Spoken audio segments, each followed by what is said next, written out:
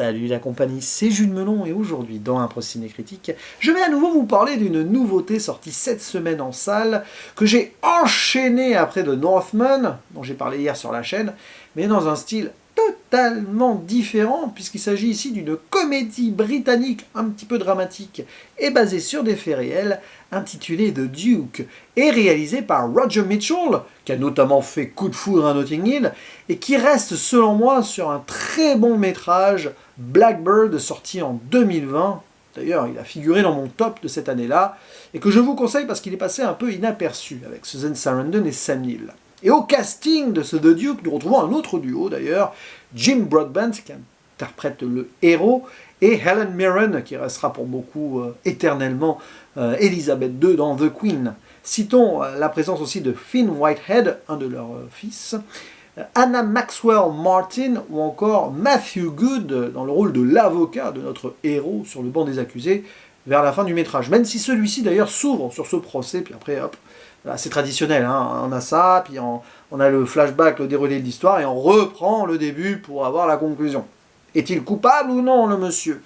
Alors, son nom, je vais le retrouver, Kempton Bunton, voilà, qui est âgé de 61 ans, qui a vraiment existé, c'est une histoire qui s'est produite au Royaume-Uni en 1961, le gars apparemment est né en 1900, c'est amusant, et donc, il est accusé du vol d'une peinture très célèbre, le portrait du duc de Wellington, effectué par l'espagnol Goya, un monsieur, là je parle de Wellington, hein, qui a permis la victoire des Britanniques contre Napoléon à Waterloo. Donc c'est pas un film que les historiens français vont apprécier, non, peu importe, hein, c'est pas un film historique du tout. Le tableau, voilà, il y a le duc de Wellington dessus, mais on n'en fait pas trop de référence, si ce n'est à un moment, on apprend qu'il a beaucoup résisté et tout.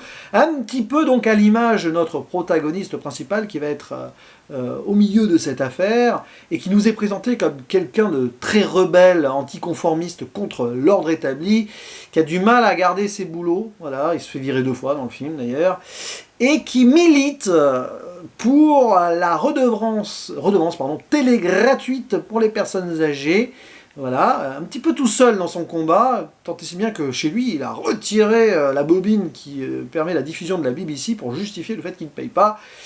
Et voilà, et va se retrouver en prison pour 13 jours. Aux grandes dames de son épouse, donc, qui en a marre de ses facéties, qui est plus traditionnaliste, limite conservatrice d'ailleurs, alors que pourtant ils vivent à Newcastle, hein, ville industrielle, on voit beaucoup les cheminées des usines, etc. C'est la working class, quoi. Mais voilà, elle veut que son mari arrête ses bêtises, aille de l'avant, et aussi peut-être qu'il stoppe cette lubie d'écrire des pièces de théâtre qu'il envoie pour être publiées et tout, bon, bref. Parce qu'on sent que ce couple, même s'ils s'aiment, il y a des petits soucis et tout est lié au décès d'une de leurs filles, enfin leur fille unique d'ailleurs, à l'âge de 18 ans. Un deuil dont la mère semble s'être remis par oubli, c'est un peu dark mais c'est comme ça. Alors que le mari justement, depuis cela, il fait un peu, voilà, il a envie de... Il ne s'arrête jamais d'avoir des combats à mener, et peut-être aux dépens des siens. Et on a aussi 2 fils, dont un qui va être très présent dans l'intrigue, puisqu'il va être lui aussi mêlé à ce vol de tableau, comme son père. Là, hop, à un moment, on va retrouver le tableau chez ce monsieur qui s'appelle Kempton Bunton. Donc, on s'imagine que c'est forcément lui qui l'a dérobé, ça ne fait aucun doute. Bien que le moment où on voit le vol du tableau, on ne voit pas le visage, on peut se poser des questions ou pas, hein. Je ne révélerai rien là-dessus. Et donc nous avons une comédie britannique vraiment à l'anglaise, avec ce côté, voilà, qui essaye de briser les conventions quand même, avec pas mal de cynisme et des moments très drôles, notamment vers la fin.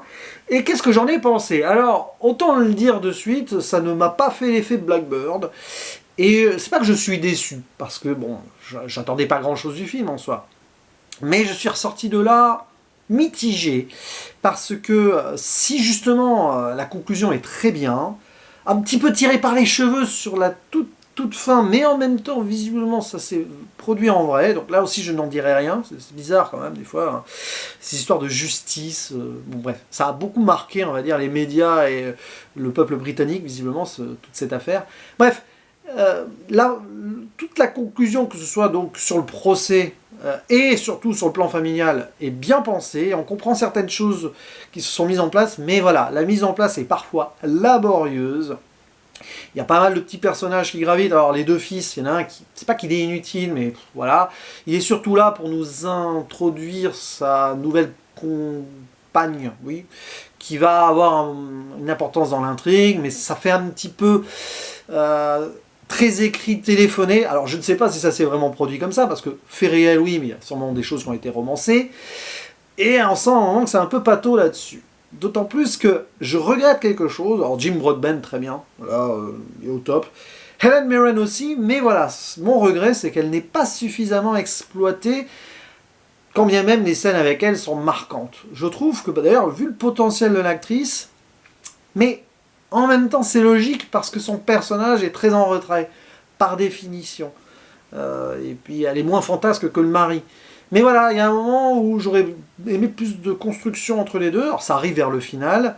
On comprend qu'en fait le dialogue était un peu rompu, même si ça allait, quoi. Enfin, bref, voilà. Mais voilà, le côté social britannique, ce genre de film qu'on aime bien, la de Full Monty, mais pas à la même époque, parce que oui, il y a aussi cette idée-là. Ouais, c'est plus pour l'humour et le comic relief avec l'histoire de la redevance télé. Mais derrière, voilà, on voit tout le propos. Après, voilà, ça ne va pas assez loin. Il y a plein de petites sous-intrigues comme ça. L'amour est là partout, évidemment, hein, aussi dans ce genre de film. Et donc l'histoire du portrait, j'ai envie de dire limite qu'on s'en fiche de cette histoire de portrait, même si on peut faire un parallèle assez paradoxal entre le duc de Wellington et notre protagoniste principal. Celui-ci déteste Wellington parce qu'il n'avait pas des idées progressistes, hein, voilà, au niveau du droit de vote notamment. Mais comme notre héros, Wellington, a résisté voilà, face à l'ennemi, tout. Bon, bref, à un moment il y a ce parallèle qui est fait, pourquoi pas. Mais ouais, donc comme c'est une histoire vraie, c'est surtout que ça a beaucoup marqué les Britanniques, que je pense que c'est un peu inscrit dans leur ADN. Voilà, vous découvrez cette histoire, j'en avais vaguement entendu parler il y a longtemps, mais voilà, j'avais pas approfondi. On peut rester, on va dire, très passif et à distance. Sur le plan humain et familial, là c'est beaucoup plus passionnant, je trouve, et c'est vers la fin que enfin il se passe un truc, je trouve.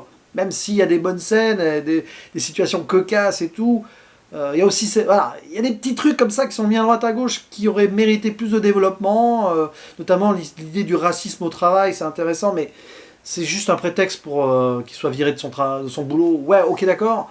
Cette histoire de mensonge aussi perpétuel du mari à sa femme, c'est vraiment, voilà, on sent que la perte de la fille par accident, hein, des années auparavant, les a bloqués dans leur fausse réalité des choses, l'un qui s'invente des trucs et qui se met des combats en mode Robin des Bois et Don Quichotte mélangé, mais du coup qui délaisse sa famille, et l'autre qui donc l'épouse qui refuse clairement de faire le deuil, tout simplement. Donc oui, il y a l'aspect dramatique familial qui fonctionne bien, mais ça arrive un peu tard sur un métrage qui a du mal, voilà, à se mettre en place. Niveau réel, c'est assez classique là-dessus. Il y a des moments split screen, pourquoi pas, avec quelques images d'archives un peu intégrées, oui. Il y a une référence à James Bond à la fin, mais bon, vous la comprendrez si vous avez vu James Bond contre Dr No, puisqu'apparaît le même tableau dans ce film. Bon, la référence, elle est purement gratuite. Mais pourquoi pas. Référence à West Side Story aussi, on essaye de mettre un petit peu le cinéma au milieu, voilà, parce que l'autre il écrit des pièces de théâtre, hein, notre héros, bon, bref.